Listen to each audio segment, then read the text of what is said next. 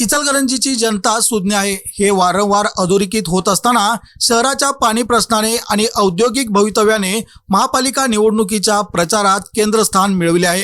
प्रभाग क्रमांक 13 मध्ये पार पडलेल्या भाजपच्या चाय पे चर्चा या उपक्रमातून हाच संदेश ठळकपणे पुढे आला। सकाळच्या गरमागरम चहासोबत विकासाच्या मुद्द्यावर रंगलेल्या चर्चामधून भाजपने थेट जनतेशी संवाद साधत राजकीय आघाडी घेतल्याचे चित्र दिसून आले। यावेळी उमेदवार रुपाली आनंद सातपुते, शशिकला माळसाकांत कवडे, चंद्रकांत विष्णू शेळके आणि रणजित दिलीप लायकर यांनी इचलकरंजीच्या पाणी प्रश्नाबाबत स्पष्ट भूमिका मांडली।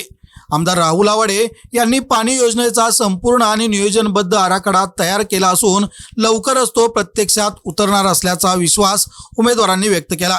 शहराच्या पाणी पुरवठ्यासाठी नूतन जलवाहिनी टाकण्याचे काम हाती घेण्यात आले असून दीर्घकालीन पाणी समस्यावर हा कायमस्वरूपी उपाय ठरेल।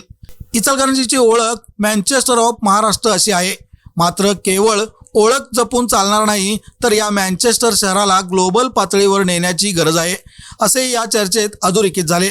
त्यासाठी शहराचा कणा असलेल्या यंत्रमाग उद्योगाला नवी ऊर्जा देणे अत्यावश्यक असल्याचे मत उमेदवारांनी मांडले।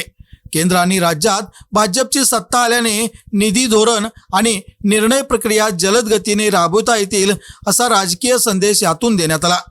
भाजपच्या उमेदवारांना भरभरून मतदान केल्यास विकासाची गंगा शहरात पोहोचेल हा दावा केवळ घोषणा न राहता ठोस नियोजनावर आधारित असल्याचे भाजपकडून सांगण्यात येत आहे।